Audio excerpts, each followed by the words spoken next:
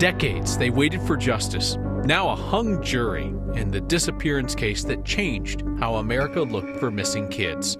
A report indicates Governor Polis didn't pay income taxes for years. His response is basically, don't hate the taxpayer, hate the game. We'll explain how the uber-rich legally avoid the income taxes the rest of us pay. Colorado's Latinos say political misinformation is rising to the level of voter suppression in this state. And Coloradans can now be moved to different hospitals against their will. Next, viewers want to know who pays for that and what happens if you get hauled out of network due to the bed shortage. We're in the business of answers. Next. Colorado waited nearly 40 years for an answer of what happened to Janelle Matthews. A jury could not agree today on whether prosecutors came to the right conclusion. Hung jury in the trial of her accused killer. Steve Pankey's defense team basically said that he was a weirdo, obsessed with the case and not a murderer. Prosecutors said after the mistrial that they were open to retrying the case. Janelle went missing back in 1984 when she disappeared from her home in Greeley. Her remains weren't found until 2 years ago. Her face was one of the first shared across America in the 1980s through a simple idea that changed how investigators looked for missing children. Our Mark Salinger spoke with the woman who put missing kids on milk cartons. The last pictures of Janelle Matthews come from a choir concert in 1984. Then her name and face made it inside millions of homes across the country, printed on the side of milk cartons after she disappeared. We know for sure that it created huge awareness. Barbara Huggett works for the National Child Safety Council in Michigan. In the 80s, she was on the team tasked with getting the pictures of missing kids in front of as many eyes as possible, any way they could. Milk cartons were a perfect vehicle to do this because every family virtually in the United States drank milk. Janelle's face was one of the first to be printed on milk cartons and sent to homes across the country, where people having their morning coffee or cereal would see it and hopefully come forward with information. President Ronald Reagan even mentioned her name in a meeting in 1985 after her case got national attention. We were an organization seeking a way to get messaging out to the community about missing children. One of those ways was the side of milk cartons. John Bischoff is with the National Center for Missing and Exploited Children, which helped run the milk carton program in the 80s. The one thing we're looking for from the community is to look at our posters. The group can reach millions of people with the click of a button now, regardless of if people drink milk. They helped with 30,000 cases last year, posting missing posters online and in stores across the country. We're able to reach many more millions of people than we ever have been before. Whether it's a milk carton or social media, the goal of bringing missing children like Janelle home hasn't changed. By being able to put them on the milk cartons fast, we could get the word out nationwide. And the milk carton campaign only lasted a couple of years. One of the reasons for that is that people became too accustomed to seeing missing children posters and stopped paying any attention. You think of Amber Alerts now and how rare those are. The Colorado Bureau of Investigation tells me they only send out Amber Alerts for the most serious situations, Kyle, because they don't want people to become numb to them. And that's kind of what happened with the milk cartons, so that strategy had to evolve. Exactly. And from there, other ways of getting people to see what you needed to see back then in the 80s was sending out missing posters on the backs of utility bills, on electricity bills. They knew everybody had to open the bills and look at the mail, so they thought they'd take advantage of that as well. And I still sometimes see them on like the coupon flyers you'll get sent to your house and places like that. Exactly. All right. Thank you, Mark. Democratic Governor Jared Polis did not pay income taxes from 2013 to 2015, according to a report today by ProPublica. It's a completely legal move, yet one that highlights how the uber wealthy can tap into other streams of cash and avoid the income taxes that are paid by most Americans. Polis has benefited from the pro-rich tax codes that he often criticizes. I think Colorado's no exception. We're not particularly to blame, but all too often, it's the big guys that have the lobbyists and get the special interest breaks, and as a result, everybody else pays more than they should in taxes. Polis's net worth is thought to be in the hundreds of millions of dollars. It's money that he made through tech companies founded and run by Polis and his family. There's no indication in ProPublica's reporting today that Polis broke any tax laws. That nonprofit newsroom is reporting on a series of leaked IRS files of the super wealthy who are often able to avoid income taxes. One way that the wealthiest Americans legally avoid income taxes is fairly simple. So picture a salary, any amount. You make the salary, you report it to the IRS, you pay income taxes. The super rich inherit or build up a mountain of assets that they can then borrow against for their living expenses. They pay, say, 2% interest on a loan, which is a far lower percentage than what Joe or Jane Worker paid in income taxes. And it's a loan, not income. So no income taxes. If their mountain of assets keeps growing faster than their interest rate, they're even money ahead, as long as they don't sell those assets and incur taxes. And it's totally legal under the tax code. Governor Polis has flirted with the idea of eliminating Colorado's income tax. ProPublica's reporting indicates that would not benefit him very much. He apparently drives his cash flow elsewhere. Polis's Republican critics are seizing on today's report, saying that he hasn't been transparent about taxes. It's actually some of Polis's fellow Democrats in Washington who are the ones who are suggesting changes to the tax code to force the ultra-wealthy to pay more. Democratic Senator Michael Bennet is facing some fresh issues created for him by his fellow Democrats as he campaigns to keep his job next year. First off, an extension of his largest legislative accomplishment, the expanded child tax credit, is currently being held out of Democrats' spending plan by a single Democratic senator. We spoke with Bennet about that today. I'm very disappointed that we didn't make the fully enhanced child tax credit permanent as part of this. I was unable to persuade Joe Manchin of the value of this. We were able to literally persuade every single person in the caucus. This has been a tough process. We can't get anything to the president that doesn't have 50 votes. And so that gives every single member of the Senate a veto. And it does lead to a process that I think has been a very frustrating one for the American people. Right now, Republicans nationwide are looking to make schools and school boards the focus of new culture wars and at the center of campaigns. Bennet, of course, is the former Denver public school superintendent. And he told us today he disagrees with his fellow Democrat, Virginia gubernatorial candidate Terry McAuliffe, who imploded his campaign with the suggestion that parents should not have a say in what schools teach. No, I'd say I disagree with the idea that parents shouldn't be involved in their kids' education. And for that reason, when I was the superintendent of schools, we were constantly engaging parents and DPS about what the curriculum ought to look like and how we ought to approach the work that we were pursuing. Bennet told us he's sad to see local school board races become infused with what he described as national politics.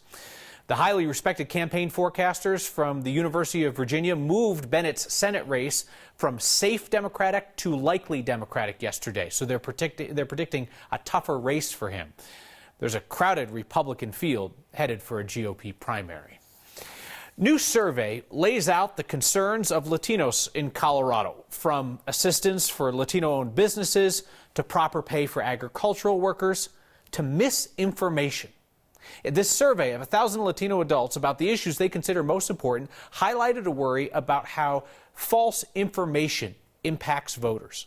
76% surveyed said it was a concern, and almost 50% said they felt that it amounted to voter suppression.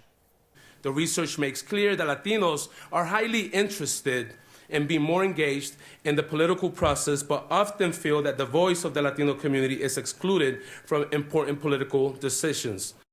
The survey also showed an overwhelming majority of Latinos surveyed wanted a new congressional map for Colorado that would maximize their political influence. 89% agreed. The newly adopted map was called a slap in the face by Claro, Colorado Latino Leadership Advocacy and Research Organization. Denver voters gave a Dikembe Mutombo-style block to Mayor Hancock's new arena proposal. The next viewer smartly asked, whatever happened to the money approved for a project in that same area years ago? And there's a line of next questions out the hospital door about who pays the hospital and insurance bills now that Coloradans can be transferred against their will due to the bed shortage. Next.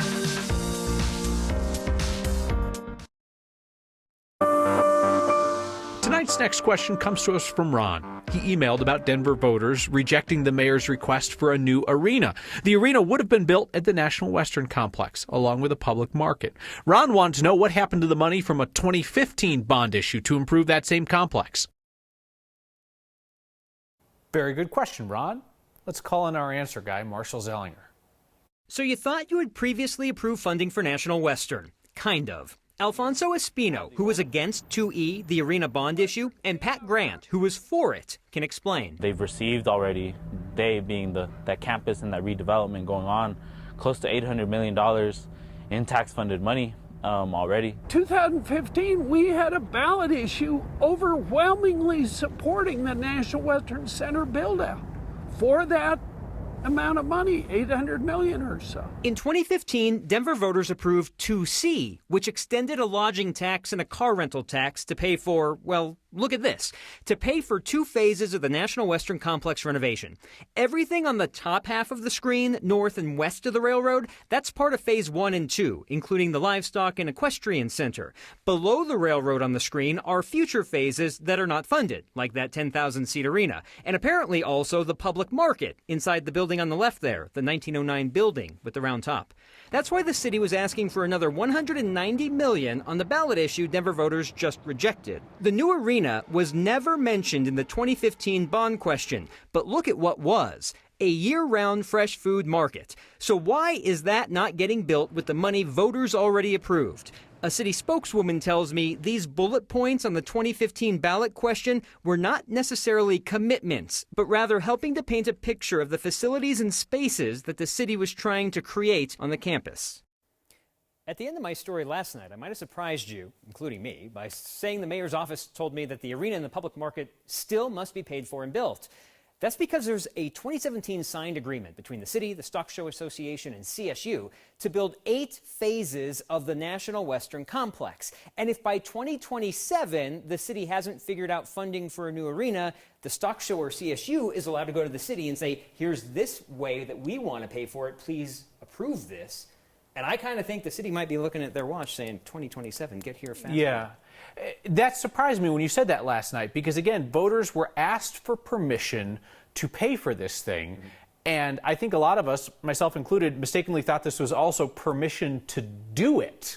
This was just, hey, Dad, can I have $100 for a ticket to the Linkin Park show? No, you can't. Great, I'll go find the $100 elsewhere. I'm going to the concert. That's basically what it is. And what I learned about that 2015 ballot issue where they bullet pointed, here are the things that we want to spend the money on. It wasn't, here's how we are going to spend the money. It's here's what we could spend the money on. And that might look at future ballot issues that might be less specific, because 6 years ago, people might have thought they were paying for a public market, and they were really voting on perhaps a public market.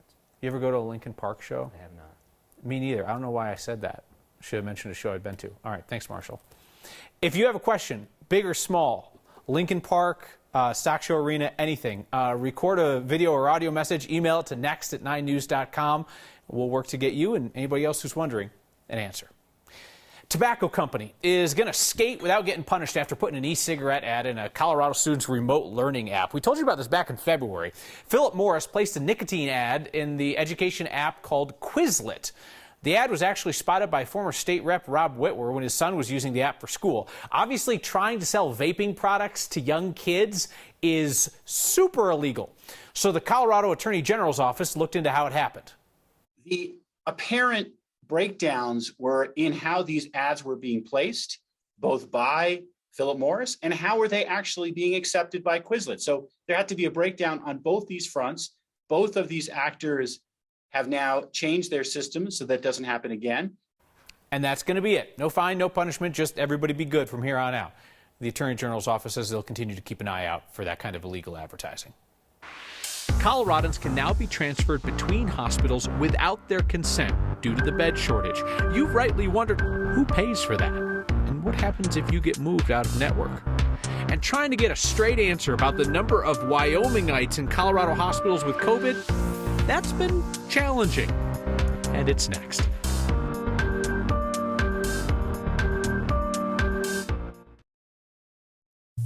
We're getting some feedback tonight about the state's new policy allowing hospital transfers without patient consent because of capacity issues.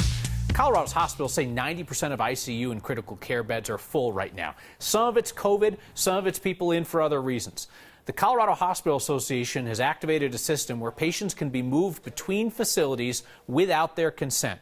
Slew of you, Linda, Pat, Jan, Joe included, all asked what happens if you get hauled to an out-of-network hospital. Normally, that's a whopping bill. Colorado Hospital Association assured us today that the state has emergency rules now in place that prevent you from being hit with a bill for that. No out-of-network cost. It'll be considered an emergency medical condition, so all the services for transfer and treatment at the new facility fall under emergency services. You'd still have to pay in-network cost sharing for things like copays and deductibles. We are seeing a single-day drop in our hospitalizations for COVID after days of record-setting patient numbers. We're now at 1,267 patients that are COVID positive, down 13 patients from the day before, but still up 100 from this time last week. And since we get this question nearly daily, we have been looking into how many of those people with COVID in Colorado's hospitals are from out of state. We're specifically trying to figure out how many patients from Wyoming are in northern Colorado hospitals. The state health department says the number is quote unquote small, but not inconsequential. We asked for a specific number. We give you specific numbers every day. We were unable to get the state to give us a specific number. Quite fairly, they said the number changes frequently. We were hoping for a range to give you some better idea. We do know that Colorado hospitals regularly accept transfers from surrounding states if that's what the patient needs, and hospitals are required by law to accept the transfer if they have capacity.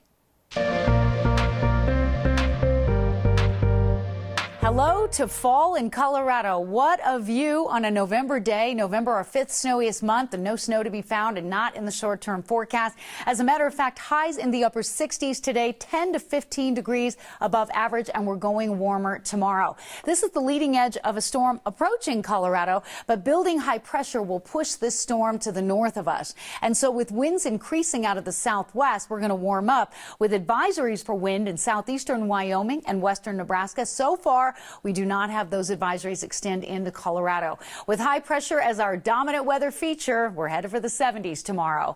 Fair and 40 tonight. Friday, a good-looking Friday, 72 degrees. We got mid-70s for you over the weekend. Next storm I'm tracking is the middle of next week for a little rain and snow on Wednesday and Thursday. Trout in the streets. It's the most Colorado thing we saw today. That and your feedback next. The most Colorado thing we saw today is a fish out of water. I believe this is a 1999 model great rainbow trout. Carmen spotted it swimming in the general direction of parking at O'Toole's Garden Center in Littleton. Share the most Colorado things you see. Email next@9news.com or use the hashtag #HeyNext.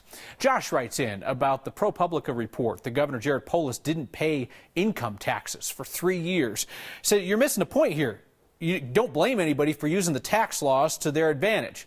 Yeah, I don't think it's a matter of blame. It's a matter of folks understanding how those laws work. The governor criticizes them as favoring the rich.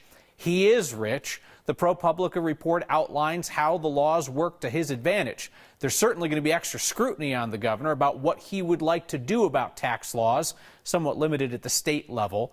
And then the interesting thing will be what his opponents say about his suggested changes to make rich people like him pay more. We'll see you next time.